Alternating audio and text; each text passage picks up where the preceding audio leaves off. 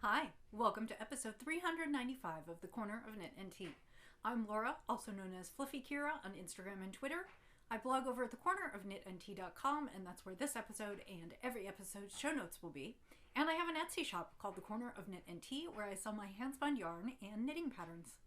Hi, how are you? It is Monday, October 17th, and we are halfway through the month.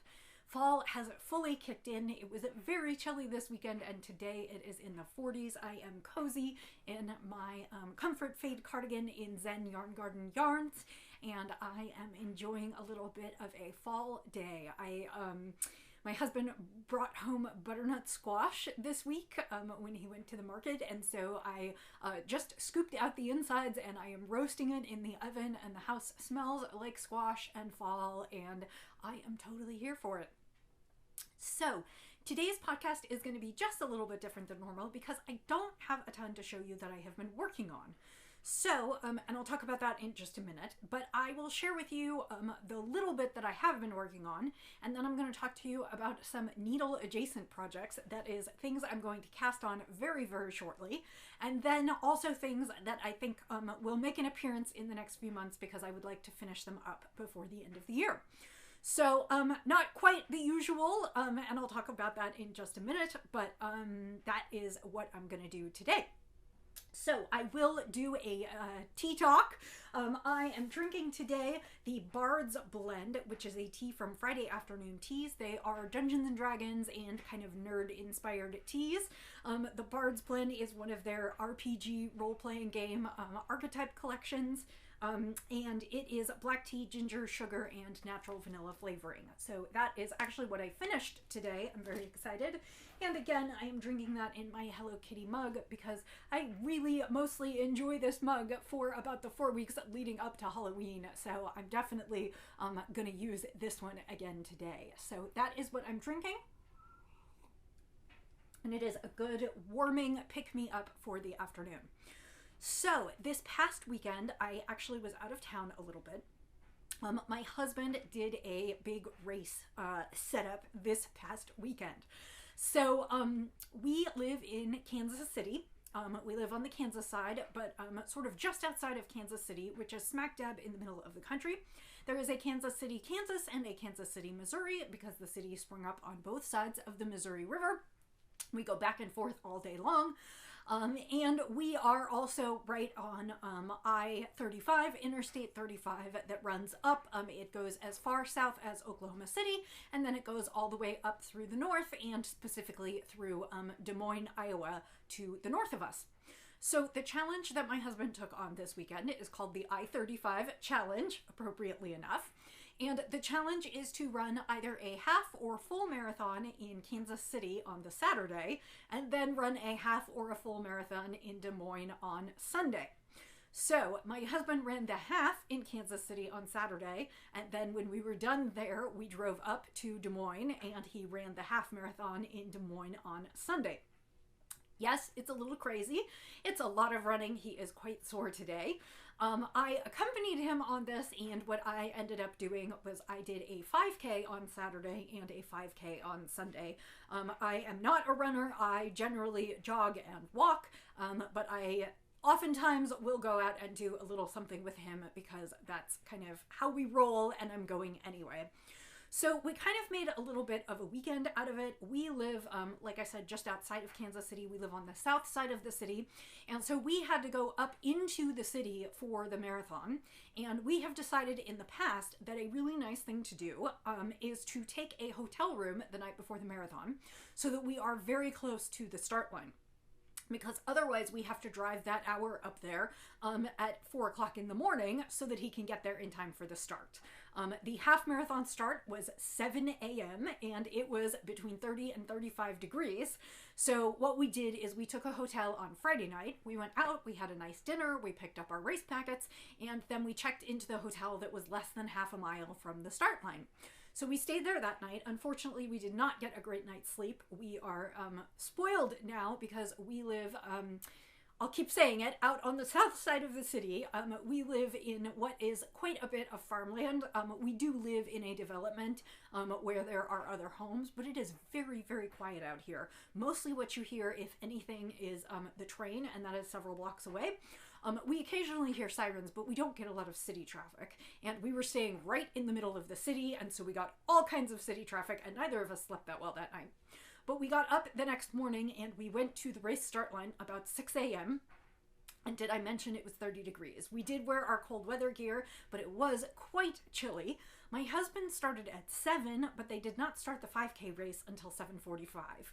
And I realized my mistake about 7:15 when I realized that my feet and hands were really feeling numb because it was very cold out there. And despite the fact that I had worn extra clothes and mitts, I was really pretty cold. So that day actually ended up being a decent day for both of us. My husband broke his personal record. He actually completed his half marathon in just under 2 hours, an hour, 58 minutes and some change. So he was really pleased with himself, although he kind of worried that he might regret it the next day. And I did my 5K in not a great time, but actually the race felt like it went by really fast because for the first half of it, I really felt like I could not feel my feet or my hands. So we went back to the hotel to shower and change. We got some lunch, and then we headed up to Des Moines. And in Des Moines, we went and picked up our race packets, checked into our next hotel, which was also 2 blocks from the start line. And we had a really nice dinner and kind of chilled out that night. And the next morning, we started the next 2 races. The next morning, we started races that were a little bit later in the morning. It was still very cold. It was approximately the same temperature. But my husband started at 8, and I started at 8:30. And I opted not to leave the hotel until a few minutes after 8. So I decided I was not going to see him off as much as I might like to. I sent him out on his own, and he started running at 8. And then I left the house. I left the hotel about 5 after 8, 10 after 8. Walked the couple blocks to the race and entered the chute actually when they were calling 5 minutes to the 5K start. So it was perfect.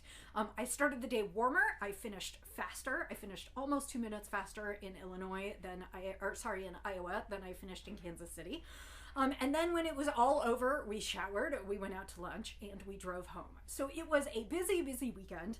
And to be honest, I did not get a lot of knitting in. So that is part of the reason that I'm going to abbreviate my talk on things that I'm currently working on today, because I just don't have a lot to show you. So that was kind of our weekend and how things went. It was lovely. We had a good time. We are both tired and sore today, and we are taking a day off from exercise.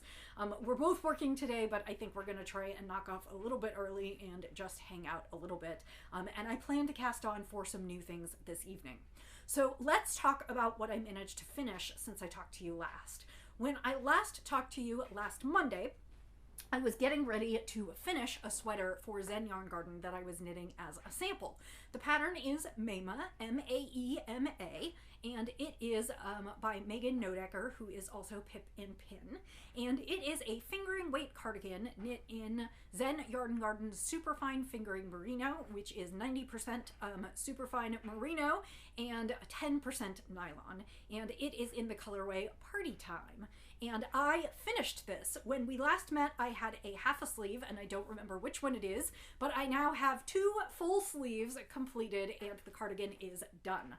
I have not steam blocked it yet, which I still plan to do, so it's not 100% perfect. But this is a fingering weight cardigan. Basically, the sleeves are stockinette and kind of oversized, and about half length, I guess, if I'm really being honest.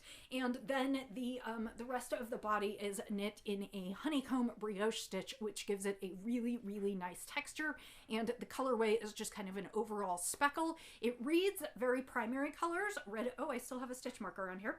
It reads very primary colors, red, yellow, and blue. It actually has red, green, yellow, pink, turquoise, and blue, and it does pool a little bit, including on some of the sleeves, but overall I think it gives a really, really nice effect. So I just need to steam block this. We are not sending it to the photographer quite as soon as I thought, so that's why it is not steam blocked yet. It would have been gone had I needed to send it to the photographer. but I will take some finished photos of it, steam block it and take some finished photos of it. All my ends are woven in and I am basically ready to go on this one. This was a great project. It took me about a month and a half to knit, maybe a little bit closer to, well, no, about a month and a half, because I think I started it in September. And it was a lovely knit. I probably would knit it faster if I didn't have some of the other things going on that I did. So my plan actually may be to knit this again for myself. I have another sweater quantity of fingering weight yarn that I got several years ago, 2019 I think, and I think this would be a great, I just think it's a great cardigan. Fingering weight cardigans are really, really nice as layering pieces. They are perfect in the fall and the spring when things are starting to get chilly. Where I live, it is incredibly hot in the summers. However, every place is air conditioned, so I think it will be useful in the air conditioning. And frankly, it will be useful in the fall as well. I could wear it with a long sleeve shirt underneath it, or I could layer it. So I think this is a really wonderful pattern. I liked the way it was written. As I said, the sleeves are written to be kind of oversized here, but she also gives some suggestions on how you can make it a little less oversized if that is a concern for you. I knit the large and I used probably about, the pattern called for 1,500 yards. I used just under 1,600, probably like 1,575. And I would say that's probably a function of my gauge. I probably was not quite perfect on gauge, but I still, even at that, managed to get it out of 4 skeins of fingering weight. So anything lower than the large, you can definitely do that. I think even the medium requires 4 skeins, so I don't think there's going to be a lot of savings there in terms of you probably have to knit the extra small or the small to actually get down into 3 skeins. But it will work with any fingering weight. So that was a lovely project. I'm glad it's done and ready to go, and I likely will knit it again, although I don't know how soon, because I just have so many other things that I want to get to. So that is one done and dusted, and as soon, like I said, as soon as I block that, I will take some nice photos of that. So the only other project I worked on this week was one that I showed you. I can't remember whether I showed you the first time last week or the week before that, and that is a pair of socks for my niece Roxy. I like to knit my niece and nephew socks for Christmas. A couple pairs of hand knit socks. They live in Chicago where the weather is quite chilly. So I finished the first sock. This is knit in some yarns, some yarn from Little Yellow Uke, who used to have a podcast and die. I don't know if she does either anymore. Her name is Zena, and she is out of, I believe, Australia. And this is yarn. The color name is A Place for Us. And I like to think it was inspired by a song from West Side Story. It is I used it for a baby hat because I thought it was really nice for that, but it is not just quite pastels. There is some pink and some lavender in there that is very pastel-like, but then it just has this strong teal and some yellow and green, and I think it's just a really nice colorway, and I hope that Roxy enjoys the socks.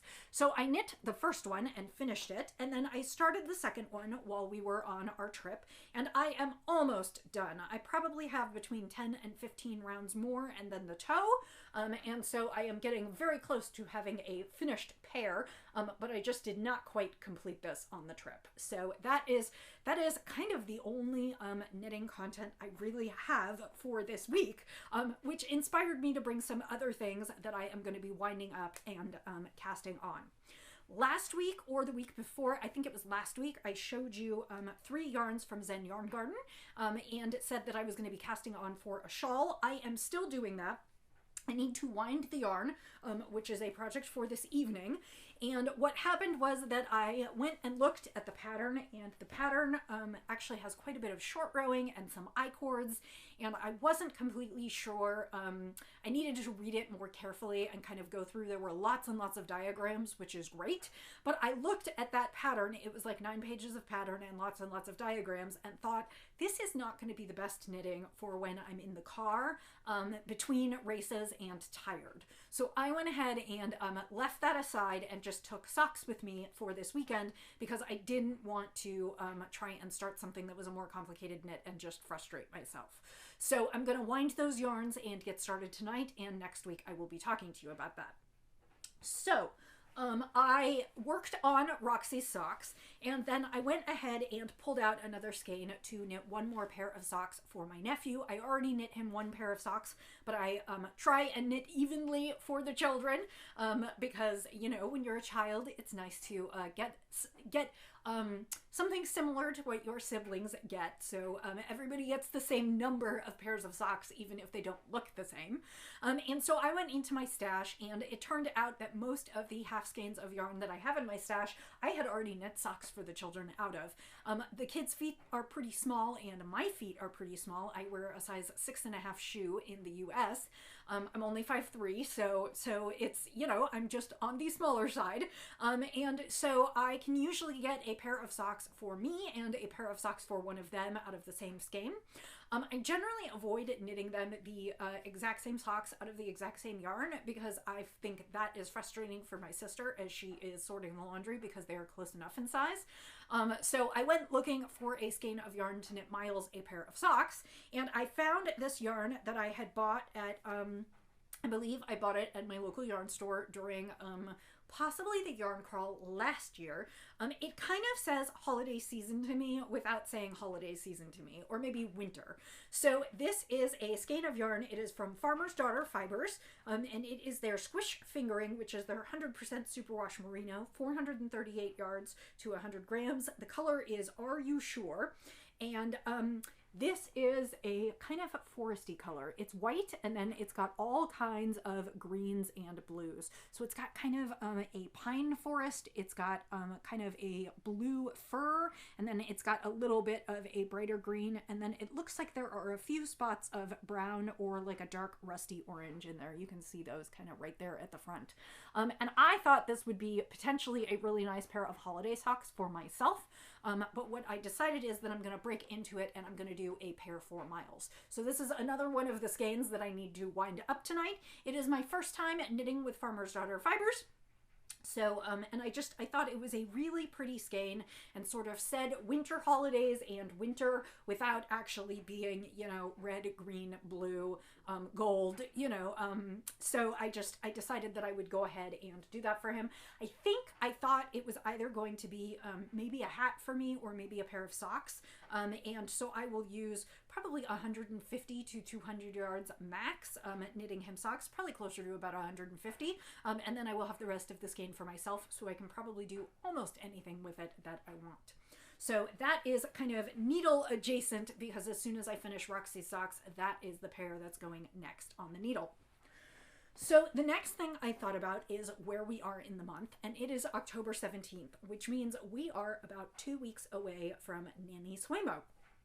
For those of you who have not followed me before through this, NaNiSueMo is National Knit a Sweater Month, and it happens in the month of November.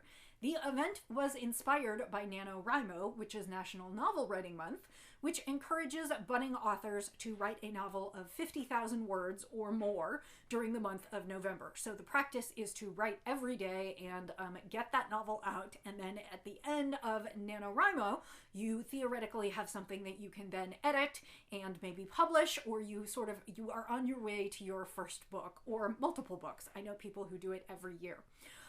This was conceived of about, 12, 13 years ago by Shannon Oki, who is the Knit Girl and also owns Cooperative Press. And she started a group on Ravelry so that everybody could knit a sweater in the month of November. And then she made it a little bit of fun with a prize drawing, and to be eligible for prizes, you need to knit a sweater that has 50,000 stitches in it.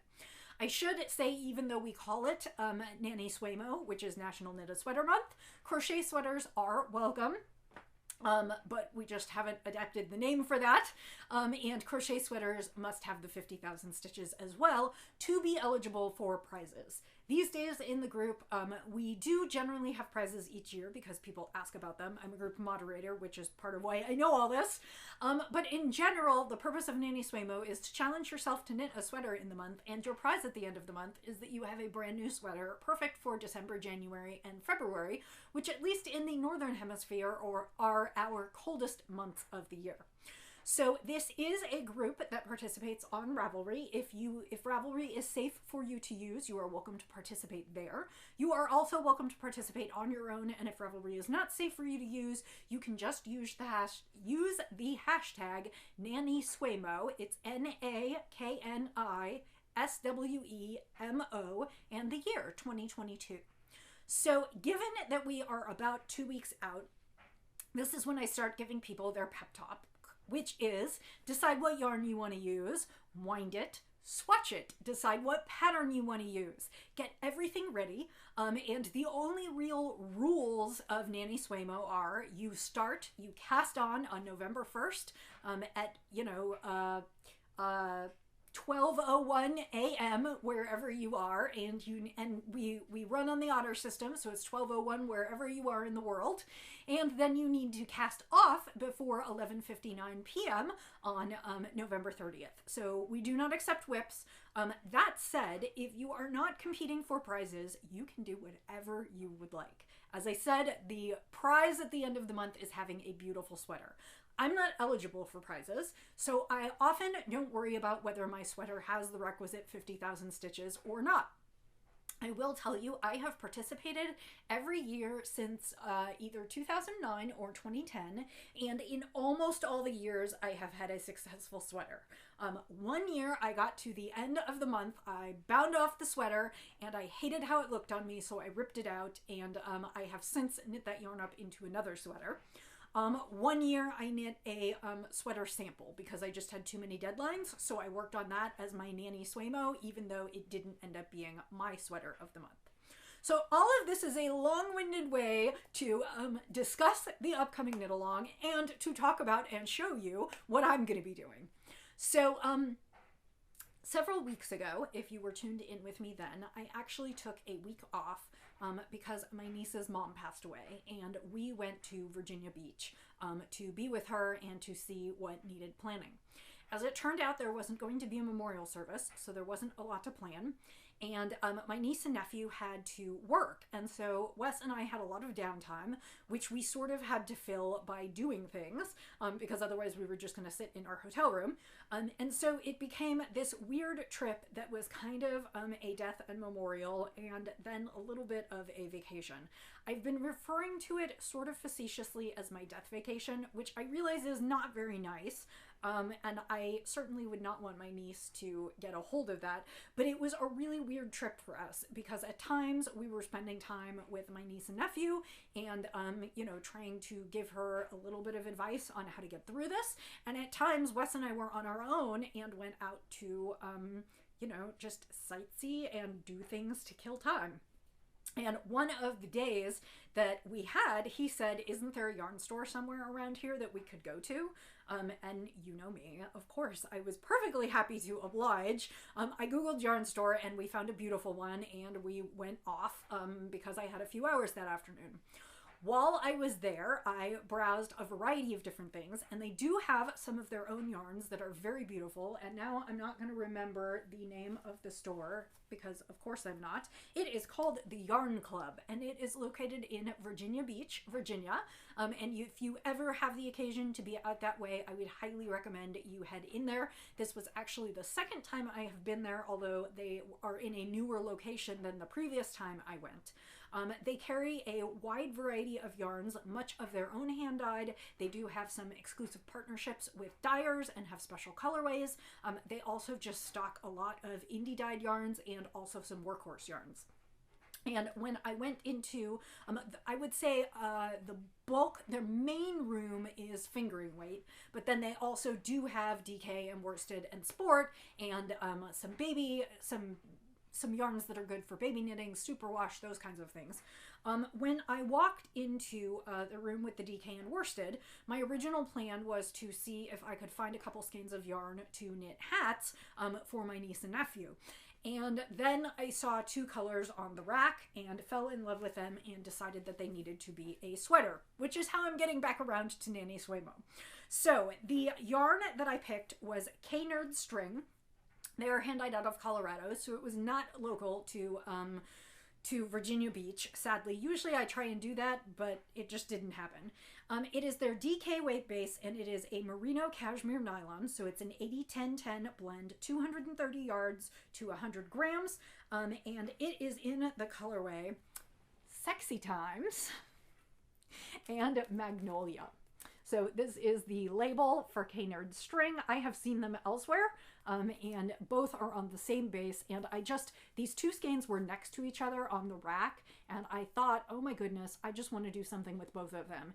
And so at first I thought I could get a couple skeins and do a cowl or a shawl, and I decided what I really, really, really wanted to do was knit myself a stripy pullover with these two colors. So I have been combing Ravelry to find a good pattern, and I think I am going to knit the Stripes pattern by Andrea Mowry, who is Drea Renee Knits. It is a fairly simple top-down sweater with yoke increasing. I knew that I wanted yoke increases to make it very rounded as opposed to doing raglan shaping, which would give me a little bit of triangular. I do have many sweaters that are like that. I don't have anything against it. I just had a very specific picture in my mind of what I wanted to do. I wanted kind of a scoop neck. I wanted some thin ribbing on the top. I will do all the ribbing and edgings in the dark color, and then I wanted fairly thin stripes between the colors. If you look at Stripes, Andrea Mowry knit it in two versions. One version she knit in a variety of colors, and it is a great pattern that you can use up leftovers or scraps or just put a variety of colors together.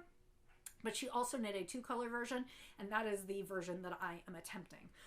So I am going to do that. I am, based on the version that is like the first version in the photo, the color stripy version, I'm going to knit mine a little bit longer because her sweater is fairly cropped, and also I'm going to knit full sleeves. This is a merino cashmere nylon. It is plush, it is lovely, and I would like to get the maximum out of my yarn, and it's going to be a warm sweater, so I might as well make it a full sweater to be worn on chilly days. The other thing I will say about the pattern is the pattern was written for sport weight yarn, but the gauge is about 21.5 stitches to 4 inches. And I think I can do that on DK if I drop my needle sizes a bit. My guess is I'll be working on like a 4 and a 5 or a 5 and a 6. I have to look at I think the pattern is knit on a 5 and a 6 at sport weight, and DK weight usually knits up at about 5 stitches to the inch, so I need to find another 1/4 to 1/3 of a stitch in my inch, or the other thing that I might do is I might just go down one size and knit one size smaller, knowing that my gauge will be a little bit off, and that will give me the size that I want. So these are also in line to get wound up tonight, and I do need to swatch, but I will not be casting on until November 1st, which is still a couple weeks away. But I thought I would just share with you that these are coming up as soon on the needles. So the next thing that I wanted to show you is I talked about making December kind of a finish some old works in progress and get them out of the house. This year is not going to be a huge knitting year in terms of holiday gifts. So I feel like by December I might be able to focus on some projects for myself and finish some things up and start the year off with a little bit more yarn out of the stash and some free needles and a few fewer projects hanging over my head. So I picked 2 projects that I would like to focus on in December, and I'm going to share these with you today, and you probably won't see them again for another couple weeks, but I just thought I would bring them back and refresh you so you know what I'm going to be working on. So the first is a project that I started much earlier this year. It is sort of based on a project that I knit last year that was a knit along for this year. So those of you who have been with me for a while know that I do a lot of sample knitting for Zen Yarn Garden. And last summer I knit a really big blanket because, of course, when else is a better time to knit a wool blanket? Now, last summer I knit the honeycomb blanket by Stephen West, and I knit the large size, which is basically, I blocked it on my double bed, so it is basically a really wide and long blanket. It is based on his honeycomb series of patterns, which have some slip stitch techniques that basically create a pattern that looks sort of like honeycomb in kind of stacked blocks or bricks. And I knit the full-size blanket, again, which was a huge project. It was probably 4 or 5 skeins of the main color, and then sort of the main color that ties everything together, and then 8 different colors. When Zen Yarn Garden put together those kits, basically they send me the yarn, I knit the sample, I send it back, they pay me for my work, and then they sell the kit, and they have a garment to show and share. They developed it as a year-long blanket knit-along, and when they develop their year-long knit-alongs, they also hold meetings every few months so that we can meet on Zoom and people can ask questions, we can share techniques, and so as part of that, I ended up starting to knit another honeycomb blanket. The second time around, I decided to do the small size, which is either a baby blanket or a kind of lap or throw blanket. It's much smaller. It takes 3 skeins of the main color and 5 different colors, and creates just a nice lap blanket, throw blanket, baby size blanket. And I am approximately halfway done with the knitting, and I chose a subset of the original colors.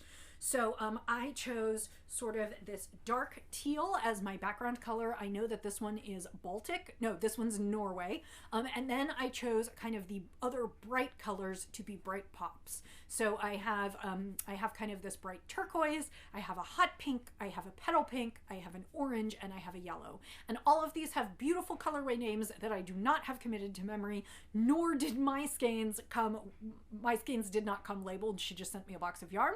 So I cannot tell you exactly what these colors are right now. However, if you want to go look at the Zen Yarn Garden website, they still have these kits available for order if you would like to, so you can see all the different colorway names there.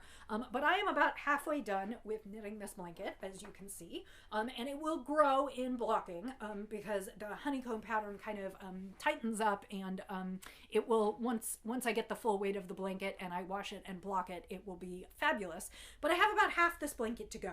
And this project is fairly repetitive. You just keep going with all these different colors. And as I talk about most of the time through here, I stop every color repeat and weave in my ends. So even though I have a million ends hanging out, which I always leave them until I have blocked, the part where I stopped weaving in ends only starts right about here.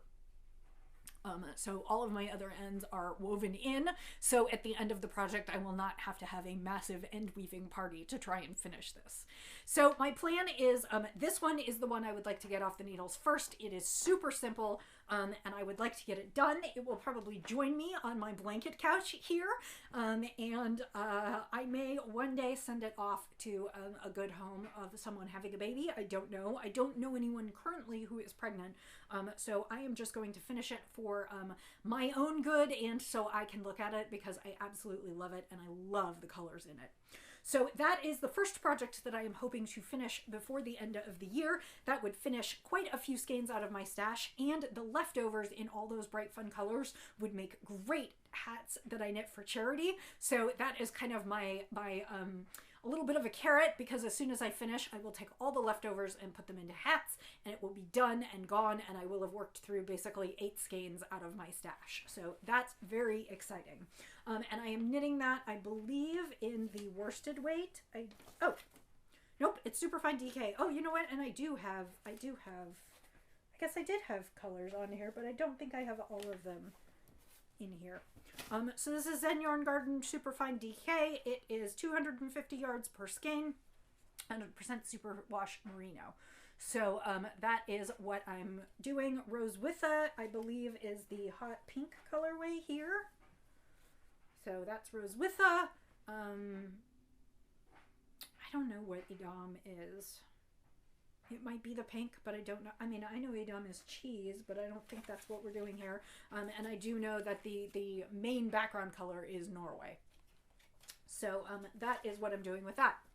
The second thing that I am hoping maybe I will finish this year is something that I started earlier this year. So it's not a long dormant whip, but it has been sitting for a little bit, and that is Oyster, which is a cotton cardigan that came out in April or March, either March or April, with the Rowan Spring Summer collection.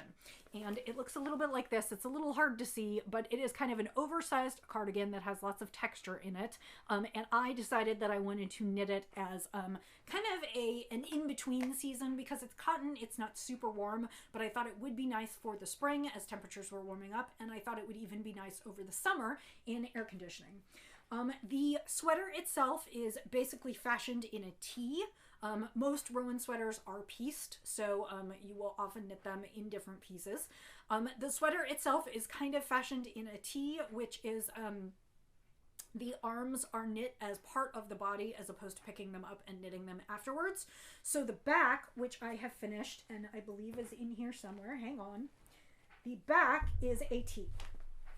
So this is the back. Let me think about this is the back. And so I finished the back. It is supposed to be a long kind of coat length. And then it's got just a bunch of stockinette and reverse stockinette. So it's got this nice ribbed texture. And cotton glacé really needs to be washed and dried to get sort of the maximum. It still looks, my stitches are still a little wonky and it will just smooth everything out. So, and then what we did is for the sleeves, we cast on for the sleeves as part of the body. So the end rows are super, super, super, super long. And so I knit basically a T to knit the back of the sweater.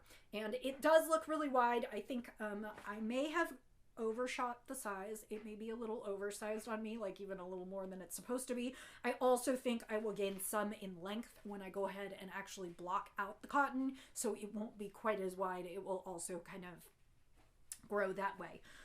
So I need to finish the fronts. I started a front and I am about halfway, and of course I'm in the middle of a row.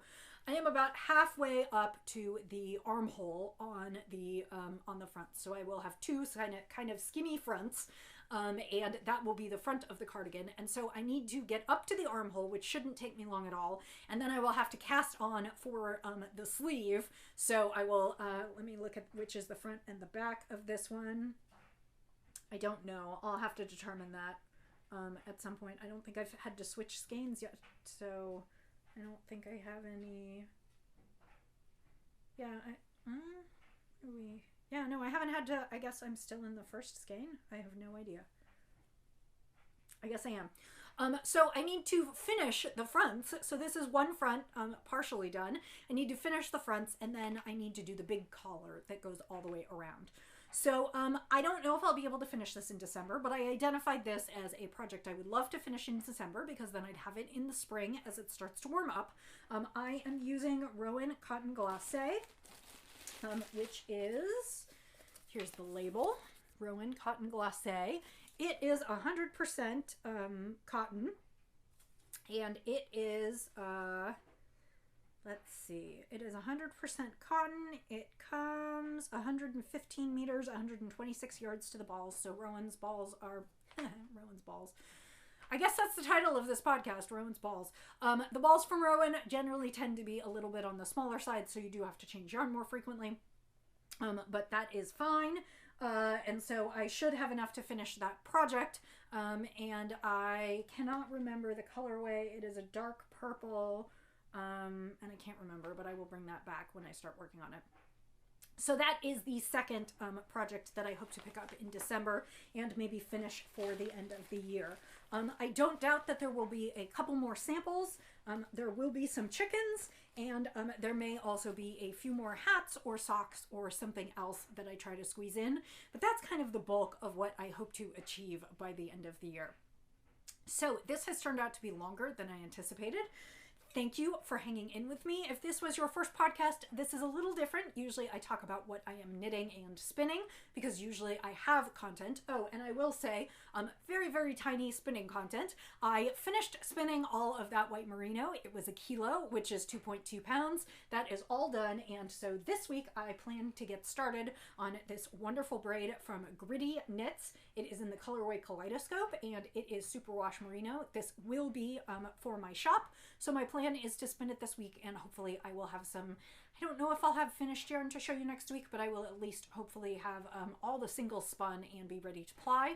I will be trying to do as much as I can in my shop in the next few weeks before the holidays, so that there will be a few skeins for purchase if that's something that you're looking for. I generally don't do anything for Black Friday or Small Business Saturday, and I have not been good about getting enough inventory together to really do something like that. My guess is I will have 3 to 6 spins to add in the next month to month and a half. And those will be available if you're interested, and not if you're not. And well, they'll still be available, but I guess I don't expect them especially to be purchased. That's just the terrible thing. I'm really mucking this up.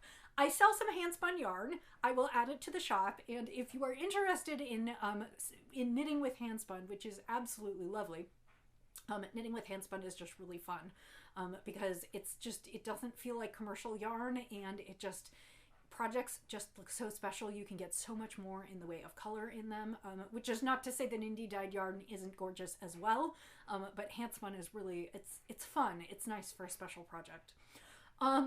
So I will thank you for tuning in. If this was your first time, this is not quite my normal fare. I usually do tea, knitting, and spinning, and so next week we will get back to that. For those of you who tune in week after week, thanks so much for hanging out with me. It's always fun to see you and interact with you. I will say, as I always do, until I see you next time, happy knitting, happy spinning, happy sipping, and I'll see you next week. Bye.